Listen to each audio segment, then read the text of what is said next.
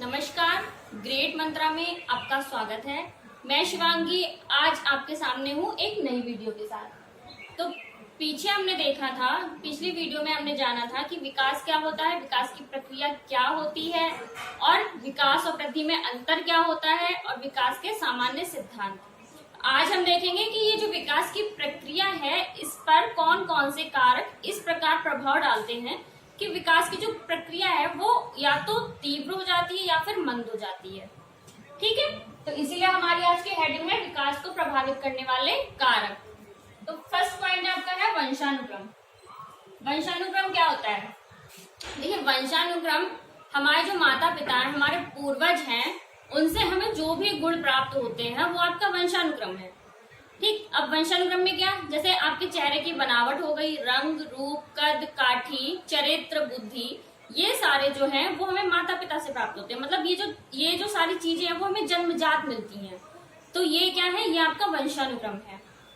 तो वंशानुक्रम में ये नहीं है कि सिर्फ माता पिता से हमें जो गुण मिल गए वो हमारा वंशानुक्रम है। माता के पक्ष के लोग, सारे लोग, पिता के पक्ष के लोग और हमारे पूर्वज, उनसे हमें जो भी गुण मिलते हैं वो आपका वंशानुक्रम है। अब देखिए, वंशानुक्रम होता क्या है ये हमने जान लिया है। वंशानुक्रम किस प्रकार प्रभाव डालता है हमें ये जानना है। कि गाल्टन आपके एक मनोवैज्ञानिक हैं, तो गाल्टन ने क्या कहा है? गाल्टन ने कहा है कि ये जो वंशानुक्रम है ये हमारे विकास की प्रक्रिया पर 80% प्रभाव डालता है। 80% प्रभाव डालता है। इनके कहने का मतलब ये है कि हमारी जो विकास की प्रक्रिया है इस पर वंशानुक्रम 80% प्रभाव डालता है। मतलब इनके कथन के अनुसार ये कहना चाह रहे हैं ये कि अगर हमें उन्नत किस्म का बीज दे दिया गया, मतलब ऐसा बीज दे दिया गया जिसके अंदर उत्पादन क्षमता बहुत अच्छी है और हमने उसको बंजर भूमि में ले जाके डाल दिया, लेकिन फिर भी उसका उत्पादन रुकेगा नहीं क्योंकि उसकी जो किस्म है वो अच्छी है। तो इनके कहने का मतलब ये है कि अगर वंशानुक्रम मतलब माता पिता अच्छे हैं, माता पिता स्वस्थ है, माता पिता की विकास की प्रक्रिया अच्छी है, तो जो बालक है उसके विकास की प्रक्रिया भी अच्छी ही रहेगी। ठीक, अब वंशानुक्रम हमने देख लिया और हमने ये देख लिया कि गाल्टन महोदय ने क्या कहा है। अब हमें ये देखना है कि वंशानुक्रम से रिलेटेड कौन कौन से क्वेश्चन हमारे एग्जाम में पूछे जाते हैं। क्या आपका फर्स्ट क्वेश्चन हो गया, जो वंश परंपरा है, मतलब हमें जैसे जो भी गुण माता पिता से मिलते हैं इसके वाहक कौन होते हैं, मतलब किनके द्वारा हमें वो गुण मिलते हैं। तो वंश परंपरा के जो वाहक हैं, वंश परंपरा के वाहक होते हैं आपके पितृ। अगर आपको एग्जाम में ये क्वेश्चन मिला और उसके साथ में आपको ये ऑप्शन मिल रहा है तो आपको बिल्कुल राइट कर देना है। ठीक, वंश परंपरा के जो वाहक हैं वो होते हैं पितृ। सेकेंड क्वेश्चन, हाँ मतलब बालक में या व्यक्ति में, मनुष्य में गुणसूत्रों की संख्या कितनी होती है? कितने गुणसूत्र पाए जाते हैं? गुणसूत्रों की जो संख्या है वो कितनी होती है? तो गुणसूत्रों की संख्या बच्चों होती है 46। ठीक है, अब ये जो गुणसूत्र हैं ये हमारे अंदर कैसे पाए जाते हैं? ऐसे नहीं पाए जाते हैं कि हाँ 46 है तो 46। हमारे अंदर जो गुणसूत्र है वो जोड़े में पाए जाते हैं, मतलब जोड़े में पाए जाते हैं, मतलब एक जोड़ा बराबर 2 गुणसूत्र। ठीक है, तो जोड़े में पाए जाते हैं। तो कहने का मतलब अगर गुणसूत्र की जोड़ों में संख्या पूछी जाए तो आप बताएंगे 23। अगर एग्जाम में आया गुणसूत्रों की संख्या कितनी है तो आपको 46 बतानी है। अगर गुणसूत्र की जोड़ों में संख्या पूछी है तो आपको 23 बतानी है। ठीक, थर्ड क्वेश्चन आपको क्या आता है कि ये जो लिंग निर्धारण है,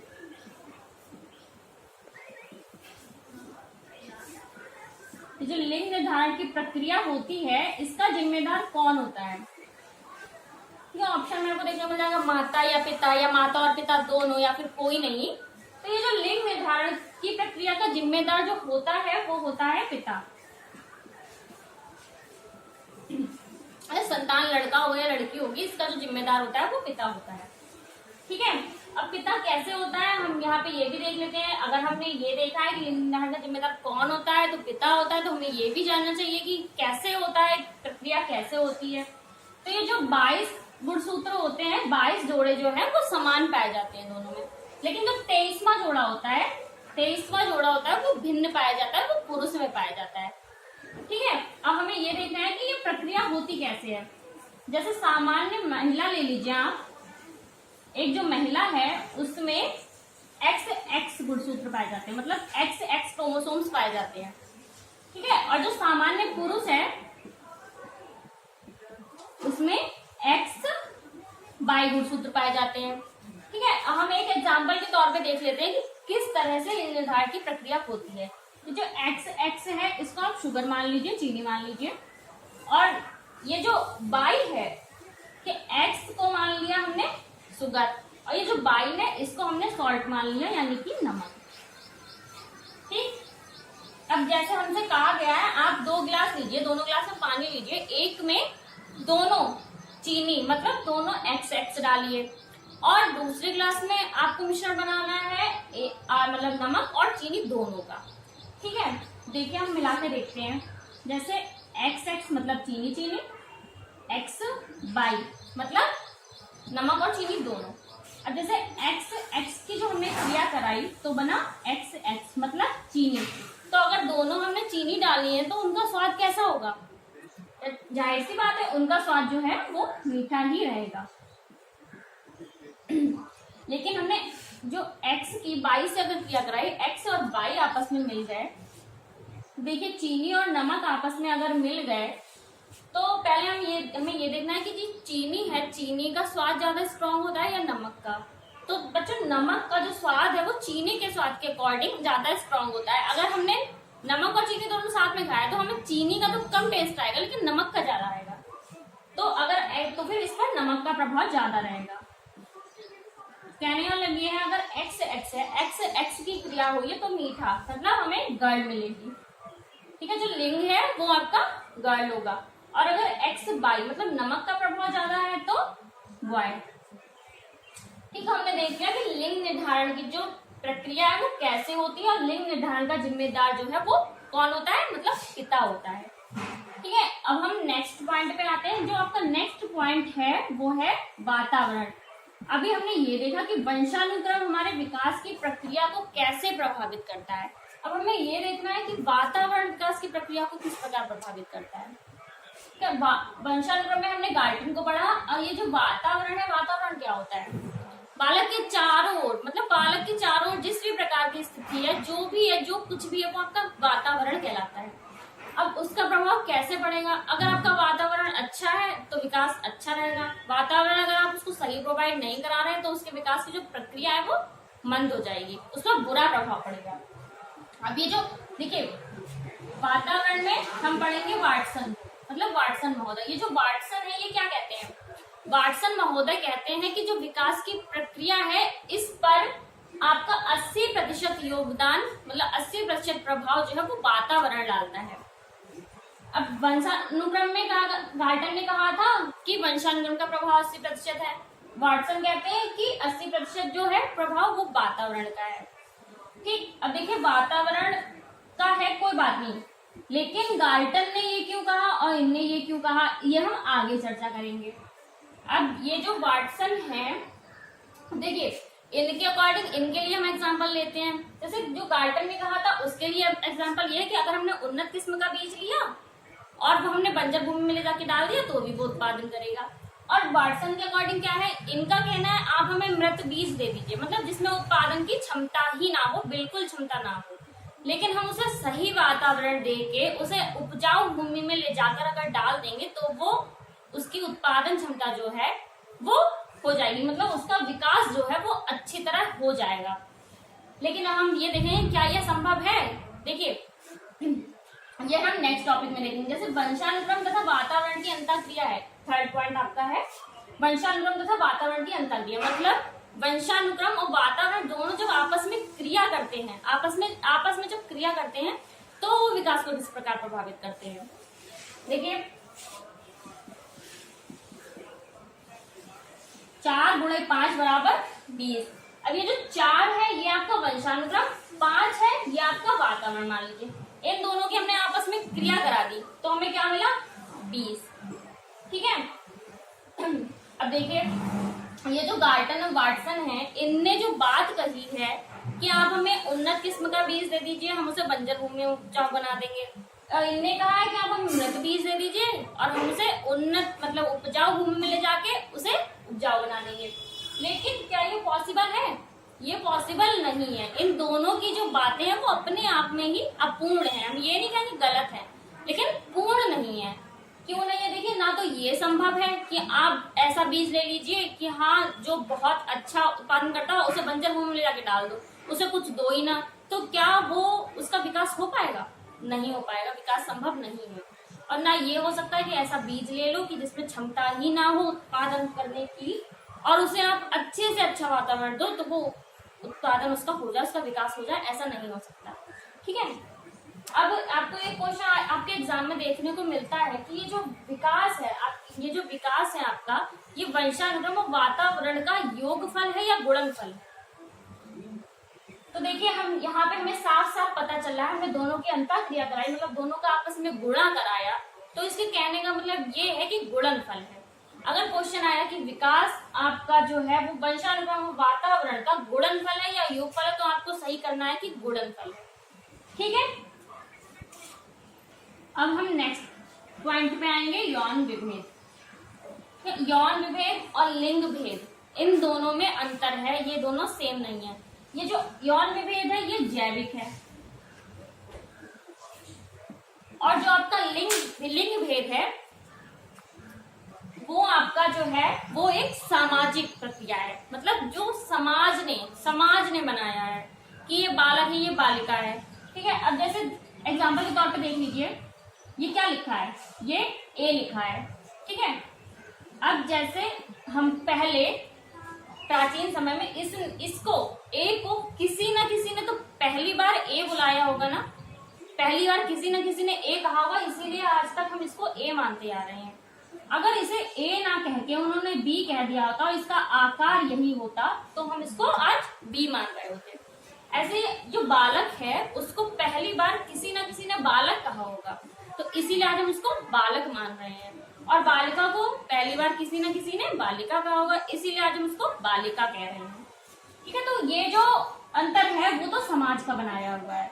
लेकिन यौन विभेद में क्या होता है? ये जो जैविक संरचना, मतलब जो शरीर की बनावट होती है, इनके अकॉर्डिंग कि विकास पे क्या प्रभाव पड़ता है। अब देखिए, सामान्य तौर पर जो बालिकाएं होती हैं, बालिकाओं का जो विकास है वो 14 वर्ष की आयु तक पूर्ण हो जाता है। मतलब 14 वर्ष की आयु तक, 14 या 15 वर्ष की आयु तक जो बालिकाएं हैं वो मैच्योर हो जाती हैं। ठीक है। वो हर चीज की समझ उनको आने लगती है। और सामान्य तौर पर देख लीजिए कि जो बालक होते हैं, कभी कभार मतलब बालक जो है वो 18 वर्ष की आयु के बाद भी उनका विकास होता है। तो मतलब उनके अंदर मैच्योरिटी 18 वर्ष के बाद आती है। ठीक है। तो इस प्रकार से ये जो यौन विभेद है ये हमारे विकास की प्रक्रिया को प्रभावित करता है।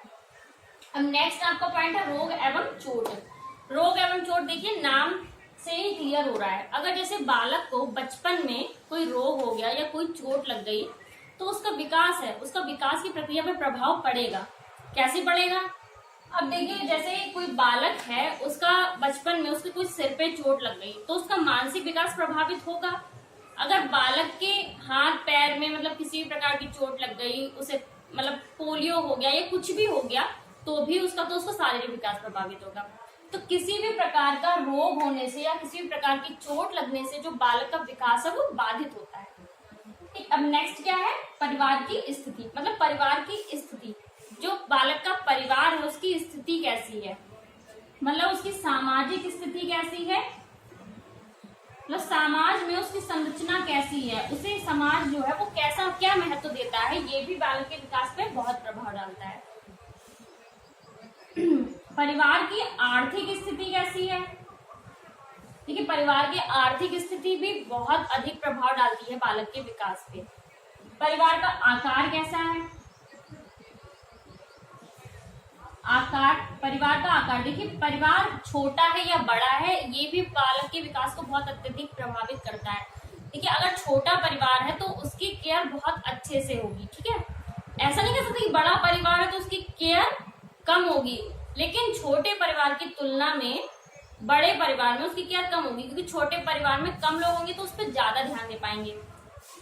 अब देखिए, इसीलिए इसके लिए कहावत बनी है ना, छोटा परिवार सुखी परिवार, बड़ा परिवार दुखी परिवार। ठीक है। अब देखिए, नेक्स्ट जो है, और बच्चे का क्रम मतलब बालक का क्रम, बालक सबसे छोटा है या मध्य का है या सबसे बड़ा है, ये बात भी बालक के विकास को बहुत प्रभावित करती है। नेक्स्ट आपका है पौष्टिक भोजन। पौष्टिक भोजन मतलब ये भी नाम से पता है कि पौष्टिक भोजन, अगर उसे संतुलित आहार मिल रहा है, सारे पौष्टिक तत्व मिल रहे हैं उसके भोजन में, तो उसके विकास की प्रक्रिया है उस पर बहुत अच्छा प्रभाव पड़ेगा। और अगर उसे पौष्टिक भोजन नहीं मिल पा रहा है, सारे पौष्टिक तत्व नहीं मिल पा रहे हैं, जैसे कार्बोहाइड्रेट, विटामिन, वसा, ये सारे उसे पौष्टिक तत्व नहीं मिल पा रहे हैं, तो जो उसके विकास की प्रक्रिया है वो मंद हो जाएगी, क्योंकि बच्चे की विकास की प्रक्रिया के लिए पौष्टिक भोजन बहुत ही ज्यादा आवश्यक है। अब नेक्स्ट है अंतःस्रावी ग्रंथियां। अंतःस्रावी ग्रंथियां जो है वो किस प्रकार से प्रभाव डालती हैं? पैराथायराइड ग्रंथि, ठीक है, नंबर 1 पैराथायराइड ग्रंथि। ये पैराथायराइड जो ग्रंथि है, इसमें एंटी कैल्शियम नाम का हार्मोन बाहर निकलता है। एंटी कैल्शियम नाम का हार्मोन बाहर निकलता है, जो हमारे, देखिए कैल्शियम आप सबको पता है ना कि दांतों के लिए बहुत जरूरी होता है, तो एंटी कैल्शियम नाम का जो हार्मोन है वो बाहर निकलता है, तो हमारे दांतों का जो विकास है वो रुक जाता है, दांतों के विकास पर बुरा प्रभाव डालता है। अब नेक्स्ट है इसके साथ ही थायरॉक्सिन हार्मोन। ये जो थायरॉक्सिन हार्मोन होता है ये थायराइड ग्रंथि से निकलता है, ठीक है। ये थायरॉक्सिन हार्मोन हमारे शारीरिक विकास और मानसिक विकास दोनों में सहायक होता है, ठीक। थानमस जो है वो सीने में पाया जाता है। थानमस ग्रंथि जो है वो बालक के सीने में पाई जाती है, चेस्ट में पाई जाती है, तो ये हार्मोन भी शारीरिक विकास और मानसिक विकास दोनों में सहायक होता है। और लास्ट आपका है पिनियन ग्रंथि जो है वो बालक के मस्तिष्क में पाई जाती है, ये ग्रंथि भी बालक के शारीरिक और मानसिक विकास दोनों में सहायक होती है, ठीक है। ये सब आपको क्लियर होगा, आई होप, मैं आशा करती हूँ कि हाँ, ये जो मैंने आज जो भी पढ़ाया है ये सब आपको अच्छे से समझ आया होगा।